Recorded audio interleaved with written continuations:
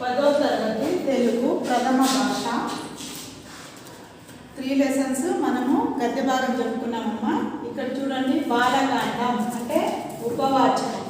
మన ఇతిహాసాలు గ్రంథస్థం చేయబడి ఉన్నాయి. దాంట్లో రామాయణం, మహాభారత, భగవద్గీత ఏమంటారమ్మా? ఇతిహాసాలని అంటాము. అయితే ఇక్కడ 5 కాండాలు ఉన్నాయి మనకి. బాలకాండం, అయోధ్యకాండం, అరణ్యకాండం, కిష్కింధకాండం, యుద్ధకాండం. మన ఉపవాచకంలో మొత్తం రామాయణం గురించి వివరించబడి ఉంది. ఓకే, ఫస్ట్ కాండం పేరు బాలకాండం. సరే, వాల్మీకి రామాయణానికి సంక్షిప్త వచన రూపం. వాల్మీకి ఫస్ట్ ఏంటమ్మా? రామాయణాన్ని వాల్మీకి రచించడం జరిగింది. చూడండి, రామాయణాన్ని ఎందుకు చదవాలంటే, అసలు రామాయణము మహాభారతాలు ఎందుకు చదవాలి అంటే వినండి ఎందుకు చదవాలి. మానవ జీవితాన్ని సంస్కరించగల మహాకావ్యం రామాయణం.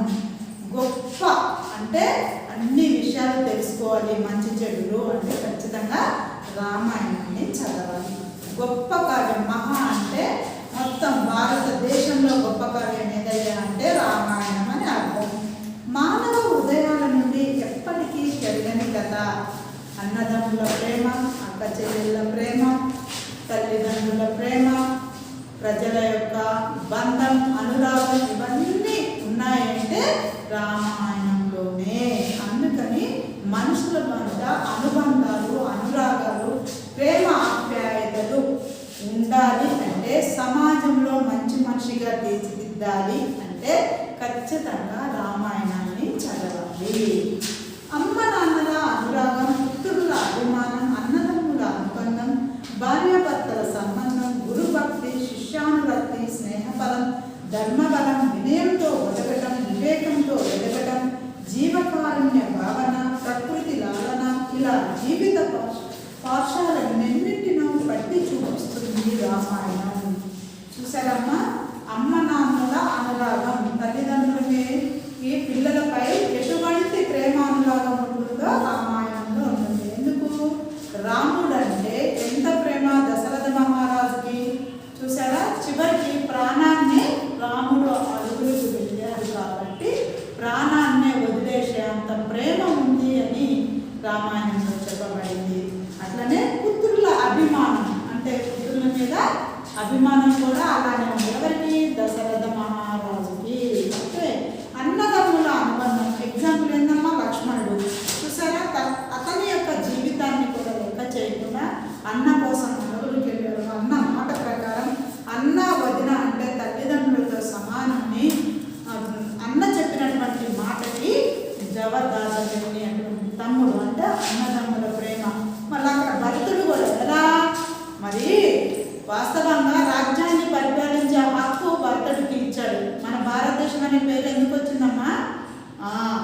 భరతుడికి రాజ్యాన్ని ఫస్ట్ ఏలాడు కాబట్టి భారతదేశం అనే పేరు రావడం జరిగింది. భరతుడు కూడా నేను ఏలను, నేను రాజ్యాన్ని పరిపాలించను అన్న దగ్గరికి వెళ్ళి, తల్లిని తిట్టి అన్న దగ్గరికి వెళ్ళి, నువ్వు ఉంటేనే ఆ రాజ్యపాలన, నువ్వే స్వయంగా నువ్వు వచ్చిన దాకా నేను ఆ రాజ్యాన్ని స్వీకరించను అంటే అన్న ఉపదేశం చేశాడు. ఏంటి అంటే, నేను ఖచ్చితంగా నీకు ఏదైతే తండ్రి కానీ తల్లి కానీ చెప్పారో ఆ మాటను జవదాటకుండా నీ యొక్క రాజ్యాన్ని నువ్వు పరిపాలించు నాయన అని తమ్ముడిని అంటేనే తమ్ముడు అప్పుడు రాముని యొక్క పాదాలను తీసుకువెళ్ళి అక్కడ పరిపాలన జరిగిందే కానీ భరతుడు స్వయంగా పరిపాలించలేదు. అంటే ఇక్కడ అన్నదమ్ముల అనుబంధం ఎంత ఉన్నతమైందో తెలియజేస్తున్నారు. ఓకే, అందుకే మనం రామాయణాన్ని చదవాలి. భార్యాభర్తల సంబంధం చూడండి, భార్యాభర్తల సంబంధం ఎప్పుడూ కూడా ప్రేమతోనూ, అనురాగంతోనూ, ఆప్యాయతతోనూ మరి వర్ధిల్లాలే తప్పితే తగాదలతోనూ, గొడవలతోనూ ఇలాంటి ఇబ్బందికరమైనటువంటి వాతావరణాన్ని కుటుంబంలో ఉండకూడదు అని అర్థం. ఓకే, గురు భక్తి, శిష్యానురక్తి, స్నేహ ఫలం అంటే చూడండి అమ్మా, స్నేహితుల మధ్య ఎప్పుడు తీయటి అనుబంధం ఉండాలి కానీ ఎటువంటి ద్వేషాలు, అనురాగాలు, ఆపోజిట్ ఏది ఉన్నాయో అటువంటివి ఉండకూడదు. స్నేహం అనేది ఎప్పటి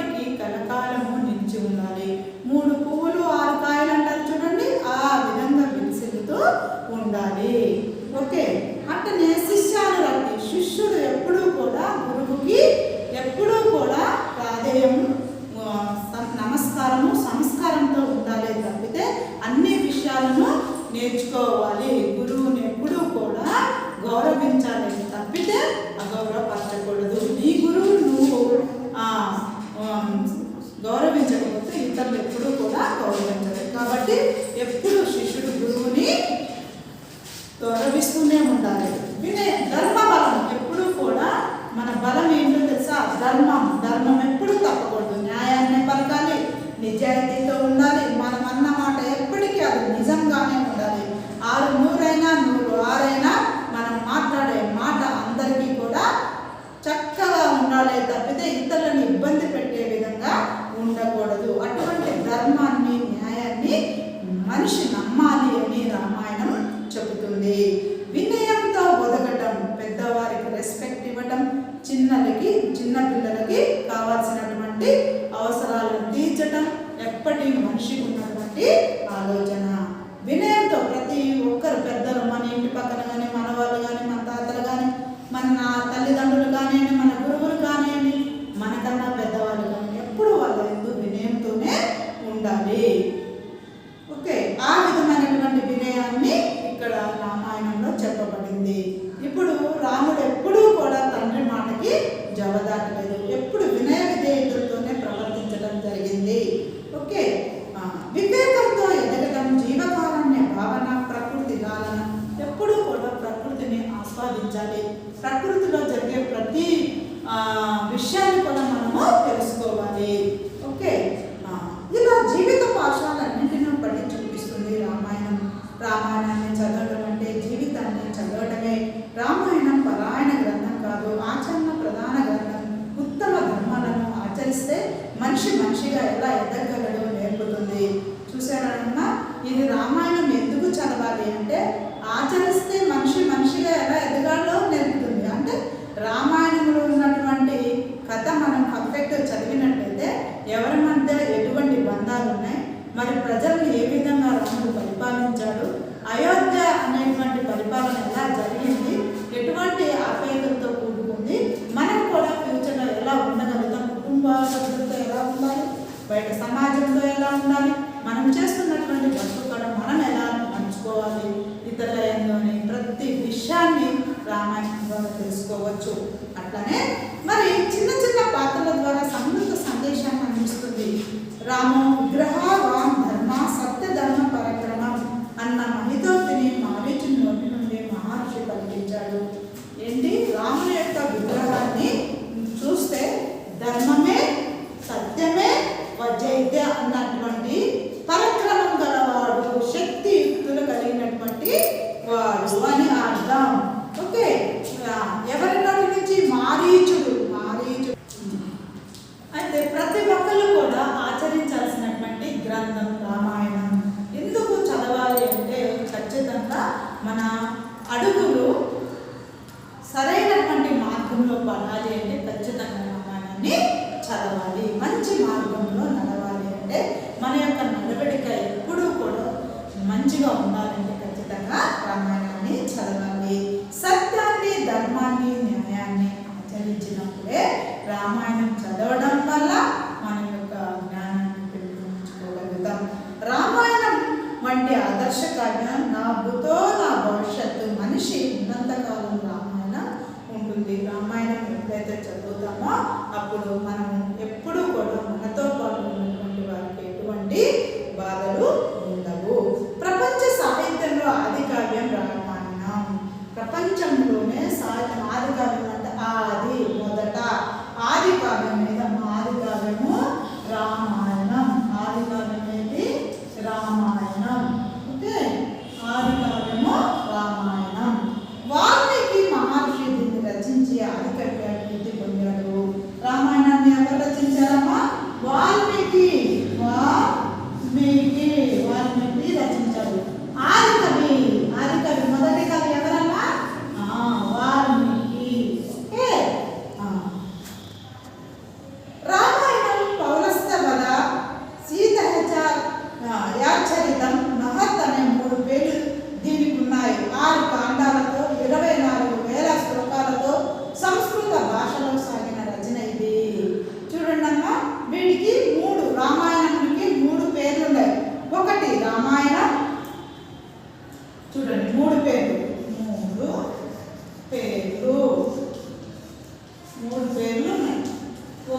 రామాయణం రామాయణం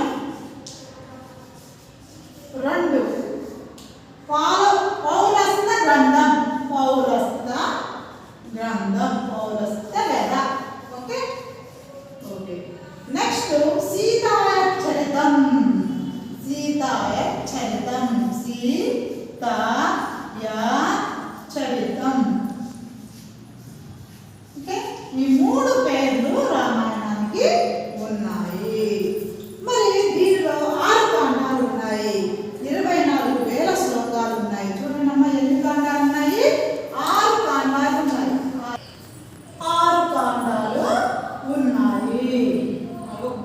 ఇంకా ఏంటమ్మా 6 కాండాలు ఉన్నాయి, మరి 4,000 శ్లోకాలు ఉన్నాయి. ఏంటమ్మా 4,000 శ్లోకాలు 4,000 శ్లోకాలు. ఓకే, పాటలు. మరి సంస్కృత భాషలో సాగిన రచన ఇది. ఏ భాషలో ఫస్ట్ రచించడం జరిగిందమ్మా? వాల్మీకి సంస్కృతం. ఏ భాష? సంస్కృతం భాషలో ఫస్ట్ రచించడం జరిగింది. వాల్మీకి సంస్కృతం భాషలో రచించడము జరిగింది. మరి ఆ తర్వాతి కాలంలో ఎన్నో రామాయణాలు వచ్చాయి. మన దేశంలోనే కాదు, ప్రపంచంలోనే పలు దేశాల్లో ఈ రామాయణ కథ మనకు కనిపిస్తుంది. వారి ప్రతిభను అనుసరించి వాల్మీకి కథకు జోడింపులు చేసిన కవులు ఉన్నారు.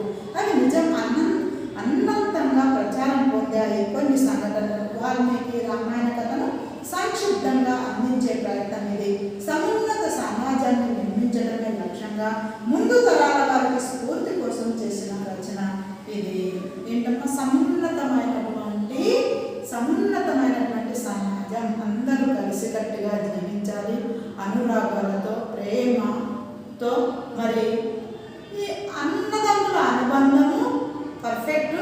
మరి భార్యాభర్తల మధ్య, మరి తల్లిదండ్రుల మధ్య, మరి పిల్లల మధ్య ఎటువంటి ఒడిదుడుకులు లేకుండా ప్రేమతో, అనురాగంతో, ఆ ఇష్టంతో ఈ భారతదేశం వర్ధిల్లాలంటూ రామరాజ్యంగా వర్ధిల్లాలని మన యొక్క భారతదేశానికి పేరు భారతదేశం ఎందుకు ఎలా వచ్చిందంటే రామాయణంలో కైకేయిగా దశరథ మహారాజు యొక్క కుమారుడు భరతుడు, ఆ భరతుడు రాజ్యాన్ని పరిపాలించాలని భారతదేశాన్ని పేరు రావడం జరిగింది.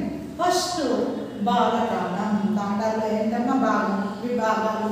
కాండం అంటే ఏంటమ్మా? భాగం, విభాగాలుగా చేయడం జరిగింది. 6 విభాగాలుగా. ఒకటి బాలకాండం. ఈరోజు బాలకాండం నుంచి. బాల అంటే ఏంటమ్మా? చిన్నగా ఉన్నటువంటి బాలుడు, చిన్న పిల్లలు. ఓకే. శ్రీమన్నారాయణ నిరంతరం స్మరించే నారద మహర్షి ఒకనాడు మునిశ్రేష్ఠుడైన వాల్మీకి ఆశ్రమానికి వచ్చాడు. శ్రీమన్నారాయణ నిరంతరం స్మరించడం, జ్ఞాపకం చేసుకోవటం, గుర్తు తెచ్చుకోవటం. స్మరించడం అంటే ఏంటమ్మా? గుర్తు తెచ్చుకోవటం. స్మరించడం అంటే గుర్తు తెచ్చుకోవటం, జ్ఞాపకం, గుర్తు తెచ్చుకుంటా,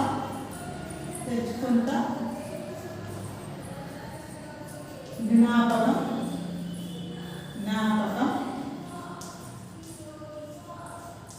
జ్ఞప్తికి తెచ్చుకోవటం, జ్ఞాపకం చేసుకుంటా.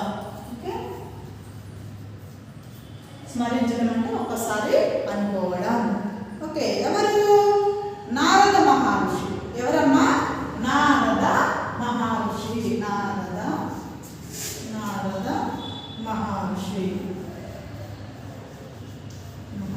నారద మహర్షి అనుకున్నాడు అన్నమాట. రామాయణం ప్రతిరోజు శ్రీమన్నారాయణ నామం తలుసుకుంటూ ఉండేవాడట.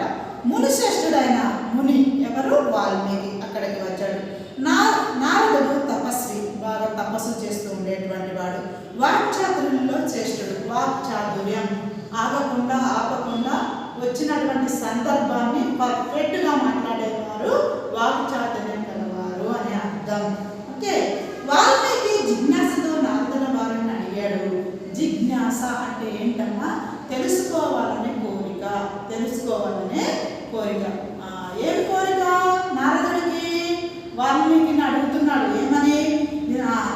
వారిని అడిగాడు, ఏమని? ఓ మహర్షి, అన్ని మంచి గుణాలు కలవాడు, ఎలాంటి ఆపదలు చుట్టుముట్టినా తొనకనివాడు, ధర్మం తెలిసినవాడు, ఆశ్రయించిన వారిని ఆదుకునేవాడు, మాట తప్పనివాడు, సకల ప్రాణులకు మేలు చేసేవాడు, వీరుడు, ధీరుడు, అసూయ లేనివాడు, అందమున్నవాడు, ఇలాంటి శుభ లక్షణాలు కలవాడు ఎవరైనా ఈ లోకంలో ఉన్నారా అని ప్రశ్నించాడు. చూసారా, ఎవరిని ప్రశ్నించారమ్మా? నారద మహర్షి వాల్మీకిని ప్రశ్నించాడు. నాయన వాల్మీకి, ఓ మహర్షి మునివర్య, మంచి గుణాలు కలిగినటువంటి వాడు, ఎలాంటి ఆపదలు వచ్చినా తట్టుకునేటువంటి వాడు, ధర్మాన్ని కలిగేవాడు, మరి ఆశ్రయించినటువంటి వారిని, ఆశ్రయించడం అంటే తెలుసు కదమ్మా, నన్ను కాపాడమని రావడం అన్నమాట. అటువంటి వారిని, లేదా నాకు ఇది కావాలి అని అడిగేటువంటి వారిని, ఆశ్రయించేటువంటి వారిని ఆదుకునేటువంటి మనస్తత్వం ఉన్నవారు అని అర్థం. అయితే ఆశ్రయించినటువంటి వారికి ఎప్పుడూ కూడా ఆదరించేటువంటి మనస్తత్వం ఉన్నవాడు, మాట తప్పని వాడు, మాట మీద నిలబడేటువంటి వాడై లోకంలో సకల ప్రాణులకు మేలు చేసేవాడు. సకల ప్రాణం ఏంటి? పశుపక్షాదులకి, మనుషులకి, జంతువులకి, అన్నిటికీ ఒకే న్యాయాన్ని, ఒకే మేలు, మంచిని చేసేటువంటి వాడు.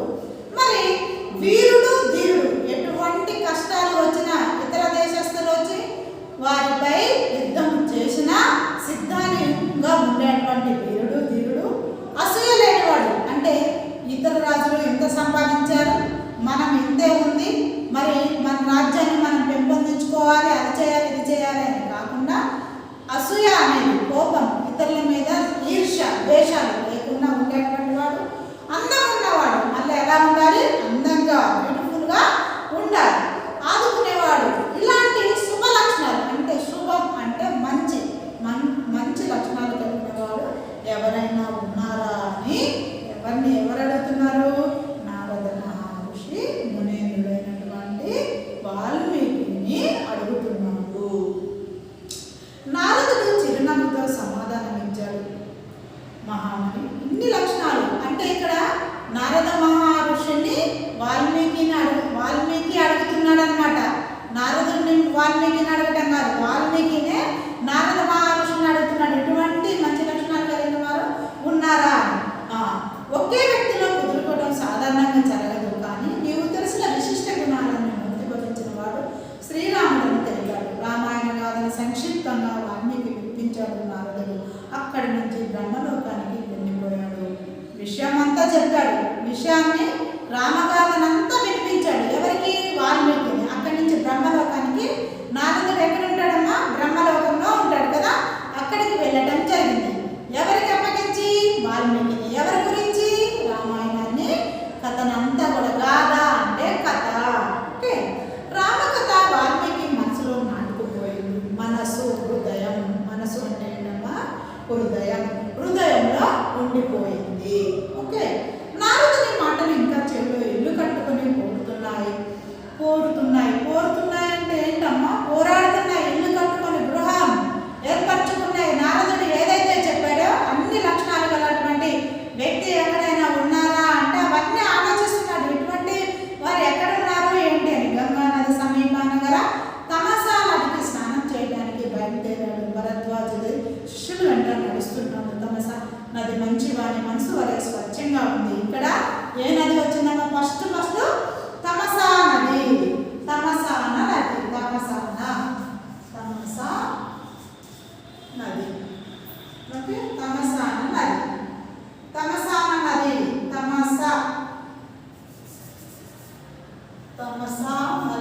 నది పేరు. ఫస్ట్ ఈ నదికి స్నానం చేయడానికి శిష్యులతో బయలుదేరడం జరిగింది. ఎవరు? వాల్మీకి. అన్ని ఏ గుర్తుకొస్తున్నాయి? గుర్తుకొస్తున్నాయమ్మా? ఏదైతే నారద మహర్షి చెప్పాడో ఆ నారద మహర్షి చెప్పినటువంటి విషయాలన్నీ గుర్తుకొస్తున్నాయి. ఒక్కసారి ఫస్ట్ పార్ట్ చదువుకుందాం.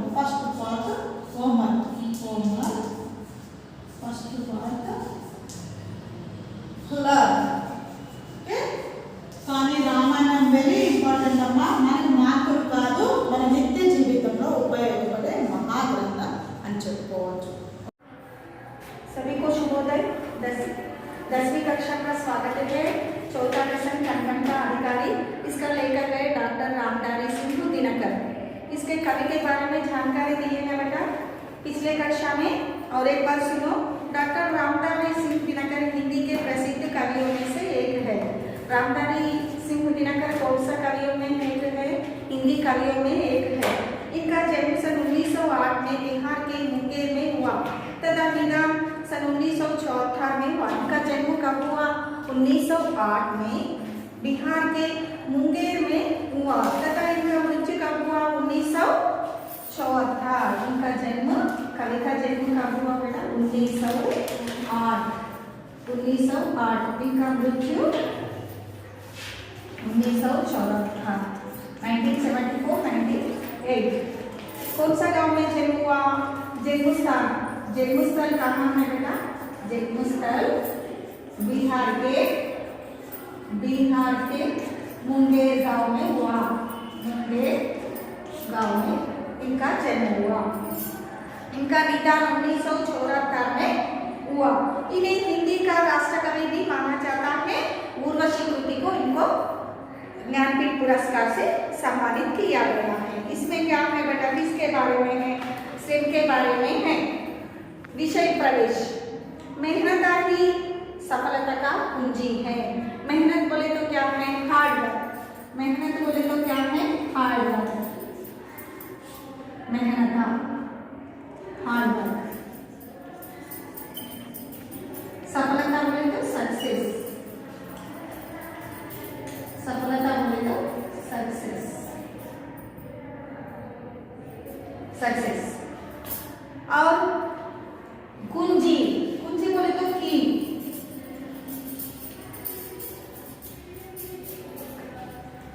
मेहनत ही सफलता की कुंजी है। बोले तो मेहनत बोले तो हार्डवर्क, सफलता बोले तो सक्सेस, कुंजी बोले तो की। मेहनत ही सफलता का कुंजी।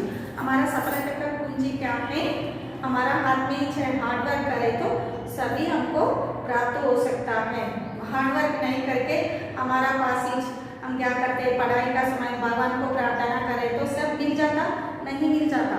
हमारा तरफ से भी काम करना, हम थोड़ा प्रयत्न करना, ऊपर भगवान देख लेते। मेहनत करने वाला व्यक्ति कभी नहीं हारता। मेहनत करने वाला, हार्डवर्क करने वाला कभी भी नहीं हारते, कभी भी हमेशा जीतते। वह हमेशा सफल होता है, हमेशा सक्सेस हो जाता। हमेशा बोले तो ऑलवेज। हमेशा मीन्स ऑलवेज।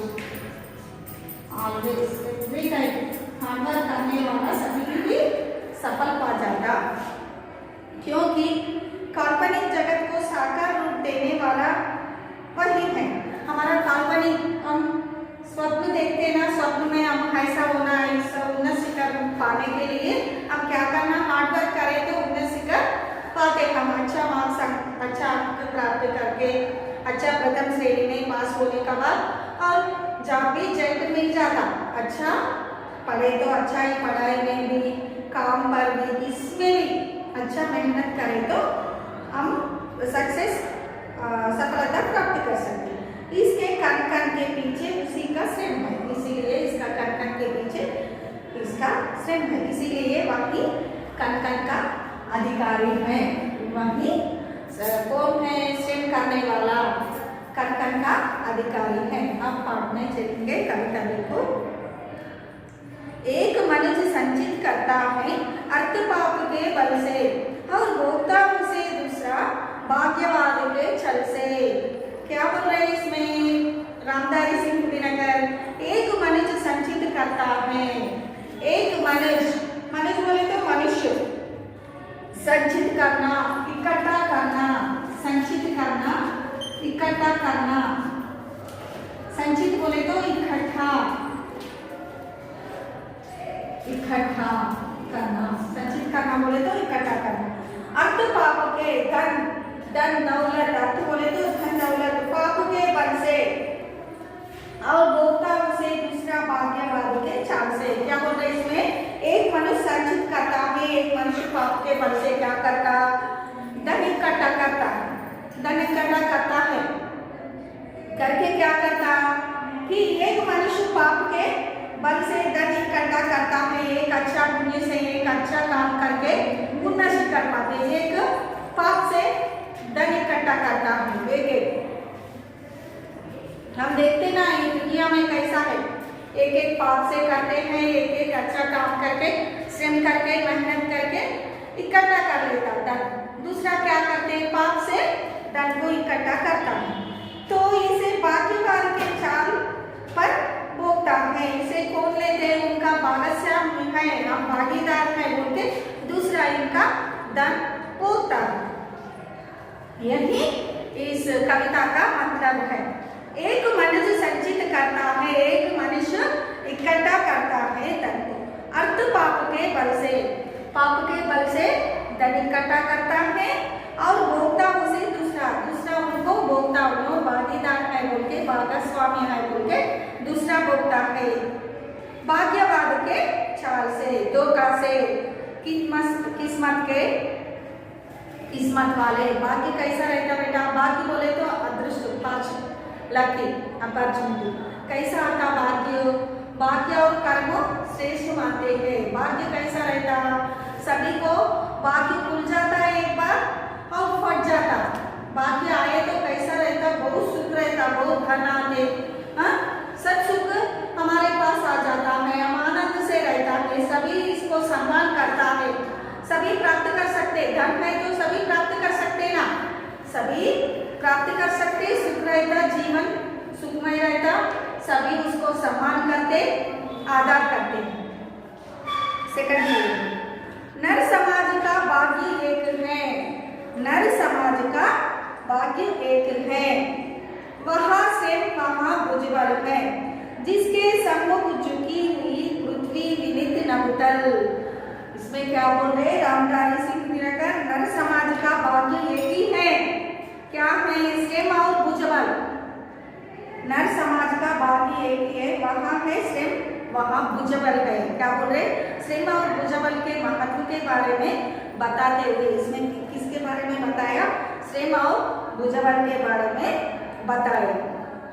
जो परिश्रम से है उनके सामने पृथ्वी, आकाश, पाताल सभी विनय पूर्वक नतमस्तक यानी सूर्य गाते हैं।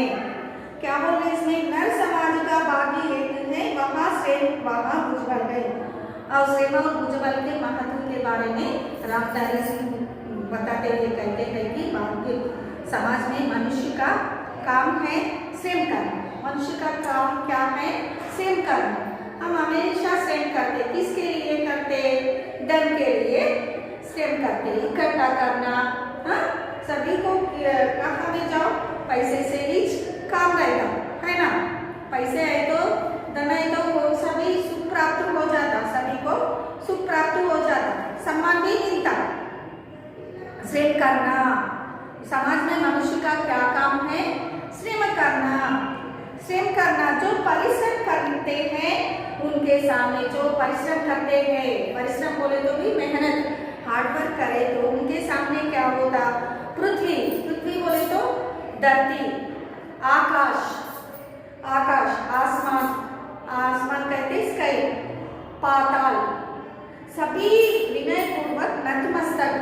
नतमस्तक बोले तो क्या है, नतमस्तक बोले तो सिर झुकाते, हमारे सामने सिर झुकाते हैं बोल के कवि बोल रहे। क्यों, श्रम और भुजबल के महत्व बारे में बताते हुए एक कविता में समाज में मनुष्य का काम क्या है, श्रम करना। श्रम करना, जो परिश्रम करते हैं उनके सामने पृथ्वी, आकाश, पाताल नतमस्तक करते हैं। नतमस्तक बोले तो सिर झुकाते हैं। नर समाज का भाग्य एक है, वहाँ श्रम वहाँ भुजबल है, जिसके सम्मुख झुकी हुई है पृथ्वी विनित नभुतल है। इसमें श्रम और भुजबल के बारे में बताया। जिसने श्रम चल दिया उसे पीछे मत रह जाने दो, जिसने श्रम चल दिया उसे पीछे मत रह जाने दो, विजीती प्रकृति से पहले उसको सुख पाने दो। क्या बोले इसमें, श्रमिक को क्या बोले, प्रजाति देने के लिए प्राथमिकता श्रम को, जिसने श्रम चल दिया उसे पीछे मत रह जाने दो। खूब श्रम करे, परिश्रम करे, उनको पीछे नहीं जाने देना, उनको पहले स्थान देना, फर्स्ट प्लेस देना, उनको प्राथमिकता देने के लिए कहा है। वे कहते हैं कि जिसने श्रम किया है वही सबसे पहले सुख पाने की अधिकारी है। जिसने श्रम जल दिया उसे पीछे मत रह जाने दो। कौन श्रमांजल दिया उनको पीछे मत जाने देना, उनको पहले रखना। विजित प्रकृति से पहले उसकी सुख पाने दो। पहले प्रकृति का उन्हें कभी पीछे नहीं रहने देना चाहिए। उनका पहले सुख पाने का अधिकारी कौन है? श्रम करने वाला। सुख पाने का अधिकारी कौन है? श्रम करने वाला। जिसने श्रम जल दिया उसे पीछे मत रह जाने दो। विजित प्रकृति से पहले उसको सुख पाने दो। जो कुछ न्यस्ता उसको सुख पाने दो। बोले तो क्या बोले इसमें? श्रमिक के प्राथमिकता देने के लिए कहा है। वे कहते हैं कि जिसने श्रम किया है उसको पीछे नहीं रहना देना, उसको पहले स्थान देना। श्रम का अधिकारी पहले कौन है? सबसे पहले सुख पाने का अधिकारी कौन है? श्रमिक जीवी है।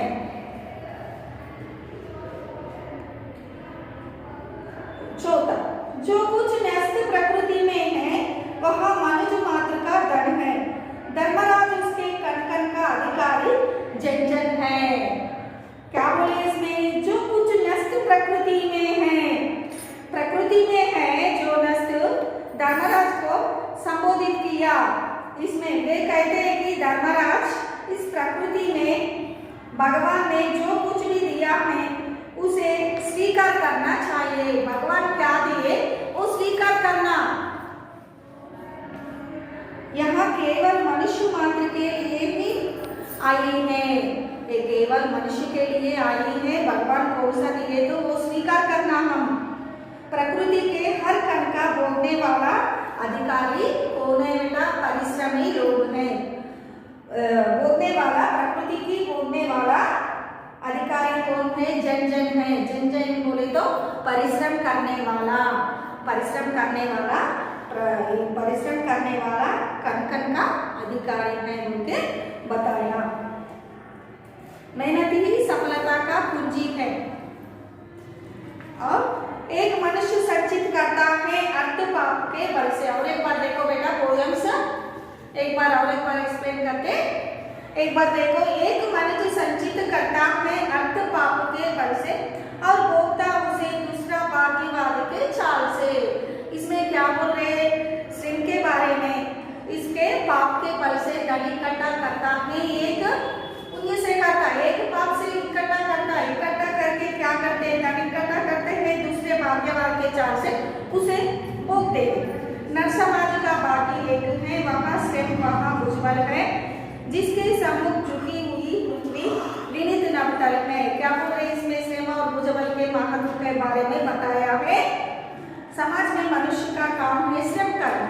श्रम करना है। जो परिश्रम करता है उनके सामने पृथ्वी, आकाश, पाताल सभी विनय पूर्वक नतमस्तक करते हैं। नतमस्तक का यानी क्या है?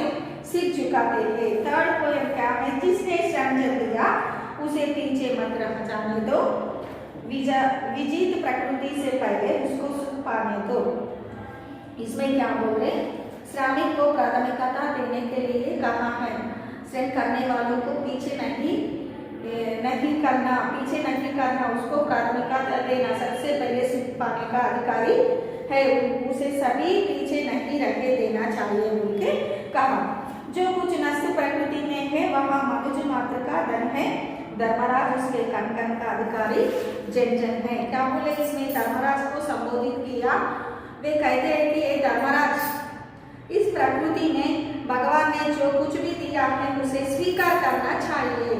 यहाँ केवल मनुष्य मात्र के लिए ही आई है, मनुष्य मात्र के लिए ही उचित है। प्रकृति के हर कण का भोगने का अधिकार कौन है? परिश्रमी लोग ही है। इसलिए रामधारी सिंह दिनकर क्या कहा रहा है इसमें? कण कण का अधिकारी कौन है? श्रमिक लोग हैं। मेहनत करने वाला को पीछे नहीं हटाना, उनको प्राथमिकता देना। क्यों बोले तो श्रम करने वाला ही पहले उसको प्रथम रखना, पीछे नहीं हटाना। उस कण कण का अधिकारी उनका है, जन जन का है, सभी का है। प्रकृति की संपदा किसका है? सभी जन का है। आज का होमवर्क बेटा लेसन रीड बेटा। lesson 4 learn.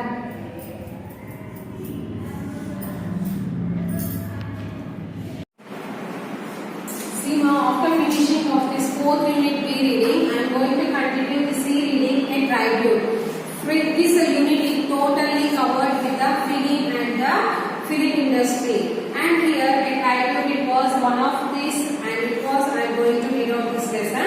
The Indian film industry has completed 100 years in the year 2013. It is a fitting tribute to the world of cinema to recollect our favorite films, producers, directors, actors and music and art directors. In 2013, they completed our Telugu industry 100 years and they celebrated with all the producers, music directors and actors and all the favorite films. In the favorite films, those who are having the good people, they collected the people and they celebrated in 2013 a 100 years program of many great producers, directors and artists. Savitri is one such prestigious artist.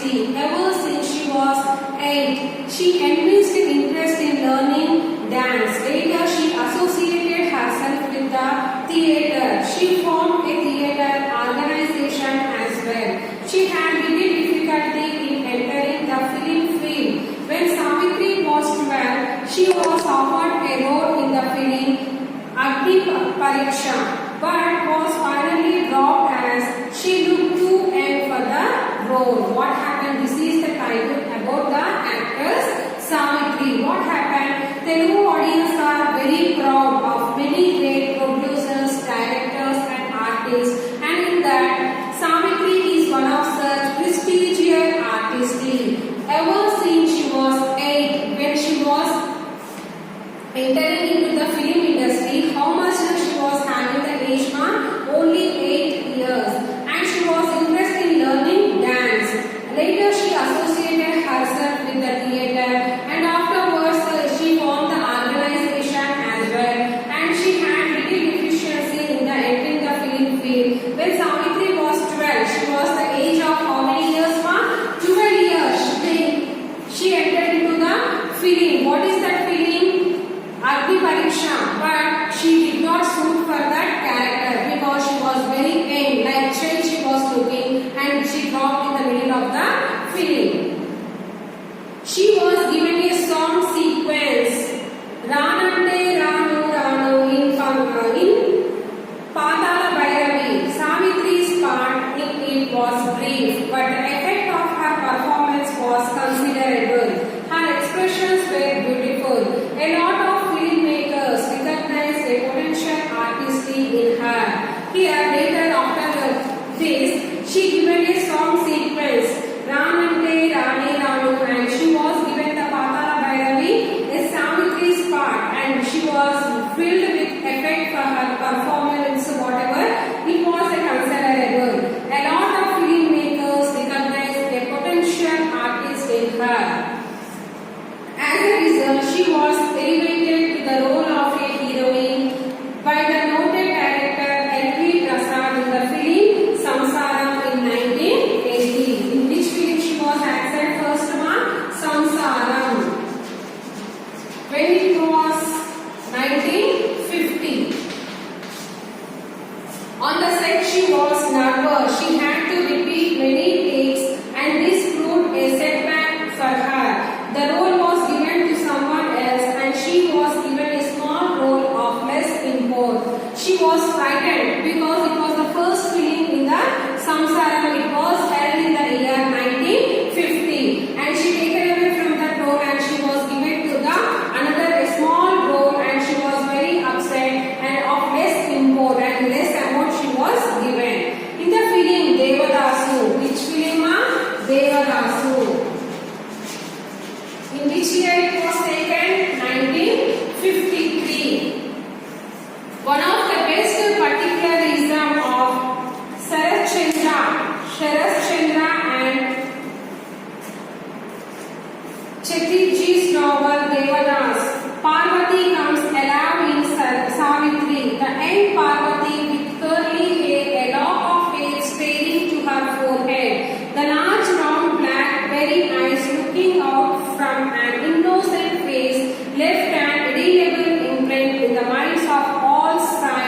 lovers.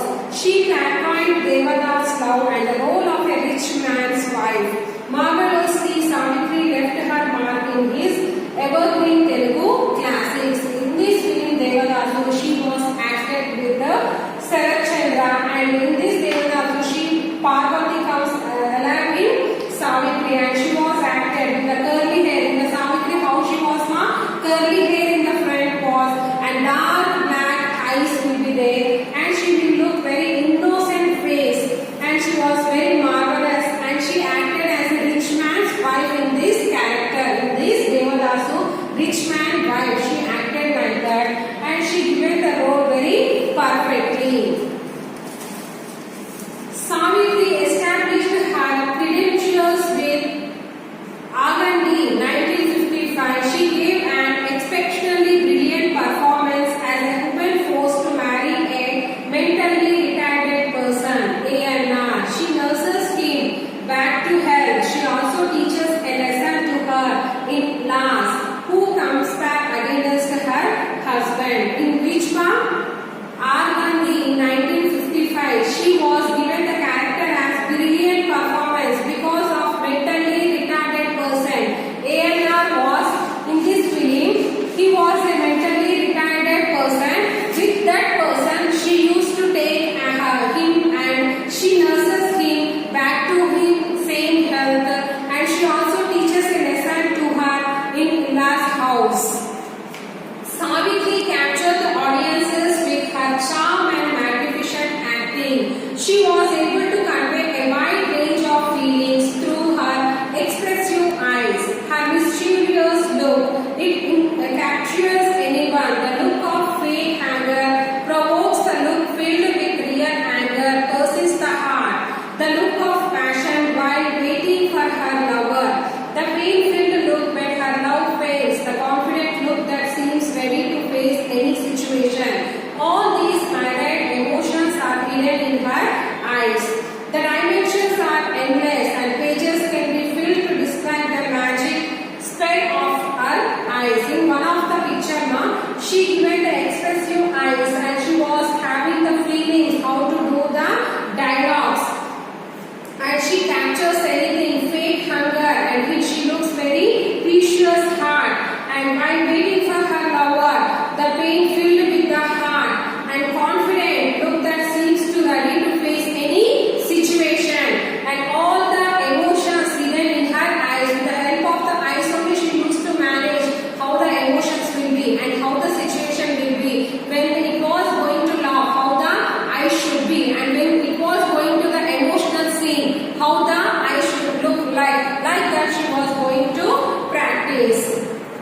Savitri's amazing talent was in full form in Misamma, a hit comedy that established Savitri's place firmly as a star. Mary in the film comes into an agreement with a Hindu yoke, Nandamuri Taraka Ramarao, NTR, to pretend as a couple in order to get a job in a school. Mary was a Christian to the core, whereas Rao was a tolerant Hindu. What results in a 3-hour pure comedy for the audience. This was the film which was Misamma. It was a comedy picture and it was taken with Savitri and also Nandamuri Taraka Ramarao, and it was a couple and they used to get a job in a school, and Mary was a Christian to the core, whereas Rao NTR was a tolerant Hindu. He was a pure Hindu and she was a Christian lady. It was taken. What results in a 3-hour pure comedy? It was a very pure comedy picture for all the audience. Savitri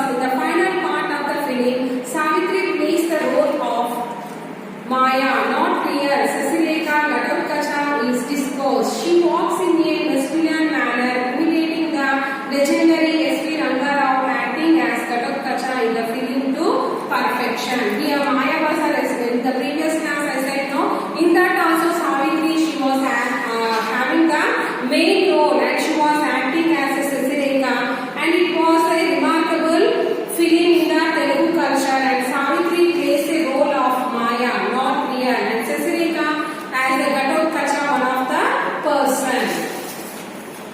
The theatre knocks with laughter when Lakshmana's Kumara Relangi is teased by Maya Sasireka. She switches from the feminine to the masculine in the twinkling of an eye, and needless to say, a female artist displaying masculine level qualities with a club in hand has no parallel. The theatre laughs with the Lakshmana Kumara Relangi. He was a very old person and teased by Maya, Miss Sasireka. It was a familiar but mingling with the needless to say, a female artist displaying masculine diamond qualities with a club of hand has no parallel. Savitri gets totally involved in whatever role she plays.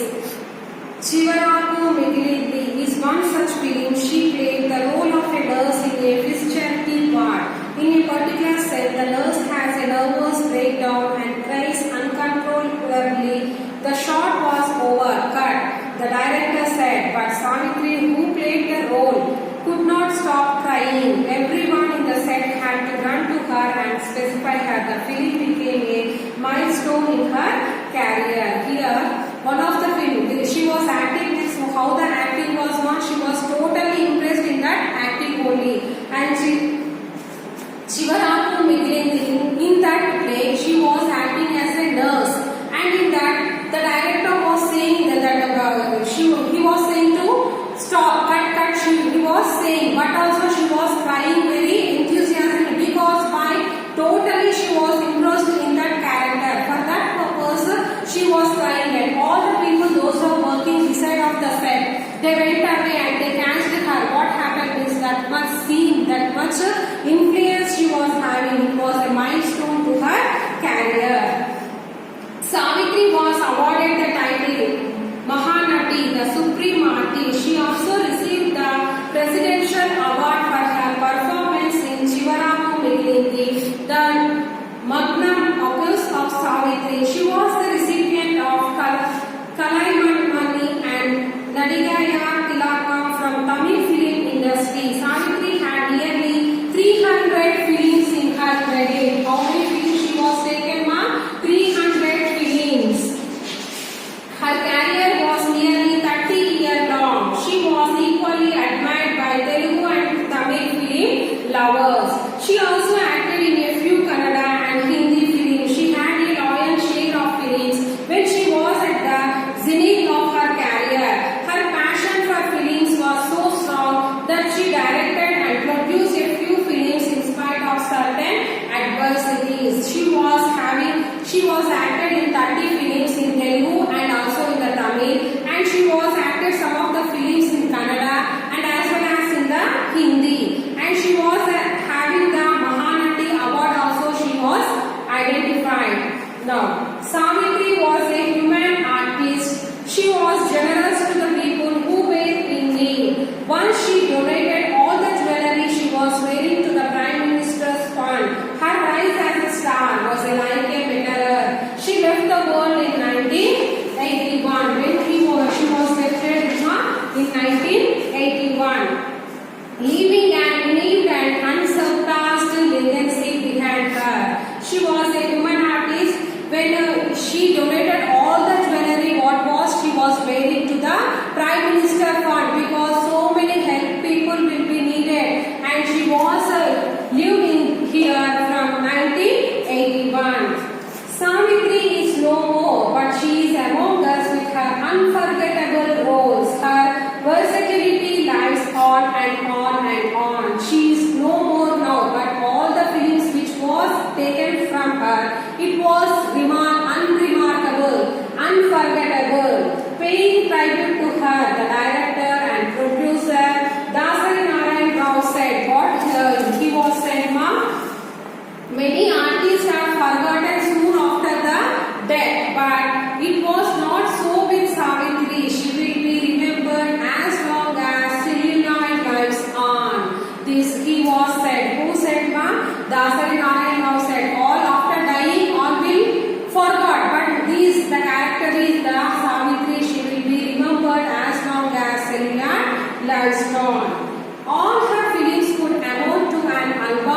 life due to their range of themes. They encompass human lives and passions in their full diversity. What is cinema? It is a fiction or a reality. Many people say many things, but Savitri gave a different definition. She said cinema is life. Cinema is internal, so cinema because life runs through it. And Savitri is internal since she gave that life to cinema. Whenever she entered into the 8 years and she entered from 12 years in the film. And at last she was saying that it was the life in the cinema. Cinema is a life and life is internal. And so cinema because life runs. And Savitri is internal since she gave that life to cinema. Whatever the life she was there, totally she handed over to cinema field. This is about the tribute, the Savitri Ma. She was a very good artist. Whenever you are going to see, observe her in any films, you observe the eyes and the face, how the clarity will be there. When it was the crying scene, she will be very impressed in that and she used to say, and the dialogues also very good. And after finishing this lesson, here some meanings are there, just I am going to read out. Magnum opus, the greatest work. 16 Anna's Telugu laws, an expression which means a perfect Telugu girl. Lion's share, a major portion or part. Zinth, peak. This was the lesson and this the 4th unit was totally completed. If you are having any doubts, you can clarify in the Zoom class. Up to this, read out these lessons and also the meanings and questions, the grammar part, whatever is there in this unit.